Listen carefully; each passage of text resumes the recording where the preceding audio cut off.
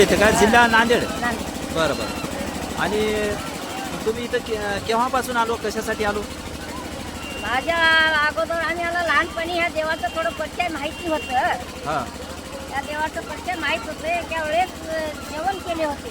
बरं. तर या लोकांना भेटून मिळून ह्या पूर्ण खेड्यापाड्याचे लोक पूर्णाचं जेवण केले. बरं. साक्षात नंदी येऊन इथं पुरण खाल्लेलं बघितलं होतं मी. तुम्ही बघितलो का? बरं. त्यावेळेस 10 वर्षाची होतो मी. असं असं.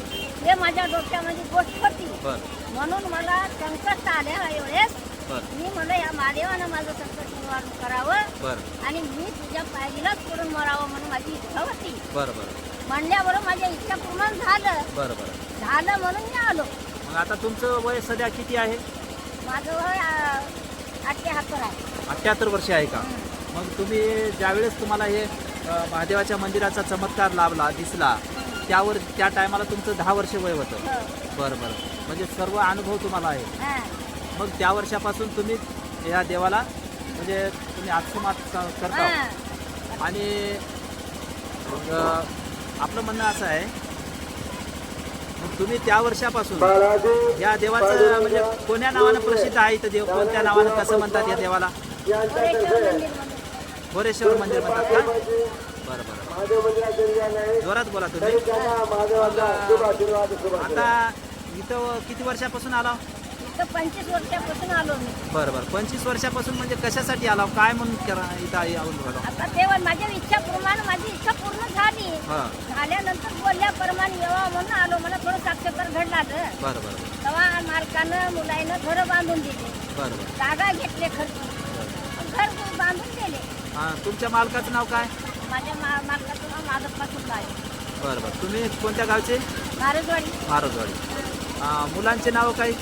माझ्या मुलाचं नाव एकत्र सुंदाळे आहे. काय बोल तेच आहे. बरं. आणि एक संग्राम सुंदाळे आहे. बरं. जेच आहेत एक मुलगा? हां. बरं बरं. मग आता तुम्हाला इथं येऊन 25 वर्ष झाले. हो.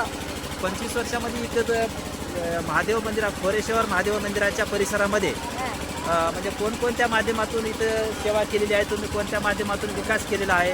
मालकानं आता एवढंच करावं म्हणल्या होत्या. हां इथं कमिटी झाली. हां. कमिटीमुळं आता आम्ही करतात म्हणून सोडून दिल्या. ठीक आहे. आता माझ्या विचारानं वाटलं की आपण काहीतरी मरावे पण सुरू उरावे. हां हां. काय करावं हो. काय करावं एक जागा होती. बरं झाडं लावलं. बरं. आणखी मला 108 झाडं लावायची इच्छा होती. आता म्हणजे हा? किती झाडे लावायची इच्छा होती? 108 108 झाडं लावायची इच्छा आहे. होती, परंतु मला इथं जागा नाही म्हणले. नाही नाही, जागेचं काहीतरी होईल पण इच्छा आहे. हा. आज पर्यंत किती झाडं लावलं तुम्ही? आता एक 25 आहेत. एक 10 आंब्याची आहेत. 10 आंब्याचे. 3 जांभळीचे आहेत. बरं एक उमराचं आपणच झालंय. बरं एक काजूचं आहे. बरं एक चिकूचं लावलं. बरं. लिंबाचं आहे. कढीपत्त्याचं आहे. आणि म्हणजे ह्याला पाण्याची व्यवस्था कशी करता? पाण्याची व्यवस्था अगोदर नव्हतं पाणी. हो. टँकर आणून मालकानं सप्लाय केले. कोणत्या मालकाने? आमच्या मालकाने. तुमच्या पतीने हा. म्हणजे सुदाम सुंदाळे हा. आद्याप्पा. हा. मग ते हे केल्यानंतर आता 2-3 वर्ष केल्यानंतर ते आपणच पाणी यायला सुरू झालं इथं. बरं बरं. म्हणजे इथं कलमा बांधून काढले. महादेवाच्या मंदिराच्या परिसरामध्ये पाण्याची व्यवस्था आहे काय? आहे आता. पाणी- आता हे बांधून काढले ते ही उपसा करून बांधून काढले. हां हां. तेव्हापासून पाणी कमी पडलं नाही. म्हणजे वर्षाचे 12 महिने पाणी राहते. राहू लागलंय आता. बरं बरं. चांगलं. अगोदर नव्हतं. बरं. आता तुम्हाला 25 वर्ष झालं इथं अहोरात्र तुम्ही सेवा करीत आहात. मंदिराची झाडाची पूजाची सगळी व्यवस्था करता तुम्ही. हा. मग आता आणखी काही इच्छा आहे तुमची करायची? काय काय आणखी म्हणा? काय शासन काहीतरी संरक्षण द्यावं. इथं नुकसान होऊन देऊ नये. हां हां हां. काहीतरी लक्ष ठेवावं. म्हणजे तुम्ही ह्या झाडं लावलेल्या झाडांना संरक्षण भिंत किंवा संरक्षण असं जाळी तयार करून द्यावा असं काही इच्छा आहे? अशी इच्छा आहे. बरं. मग आता इथून पुढं मग मरेपर्यंत इथंच राहणार आहात तुम्ही? मला तर इथंच मरायचं आहे. बरं. मग आता इथले कोणी तुमचे परिसरातले लोक तुम्हाला ओळख असतील इथल्या गावचे ऐक.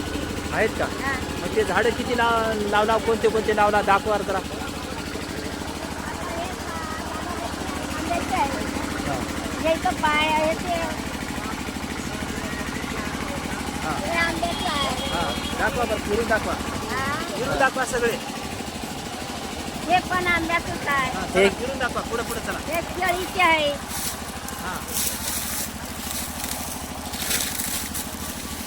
सगळे झाडे दाखवा.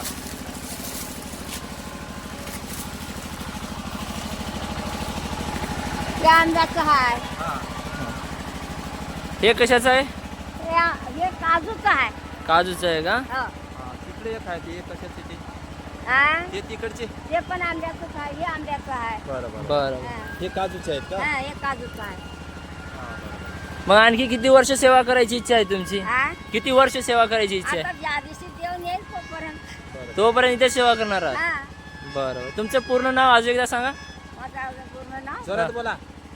कमलबाई महादप्पा सुंदाळे. सुंदाळे. राहणार राहणार? नारजवाडीकर. हां. आता इथे राहून तुम्हाला येऊन 25 वर्ष झाले. हो. बरं.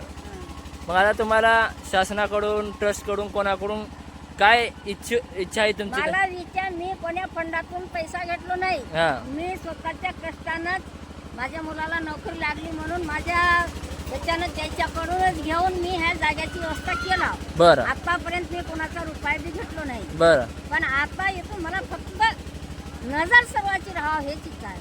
बस हा, बस. म्हणजे प्रत्येकानं म्हणावं की हं. बाबा झाडाची मोडतोड करू नका.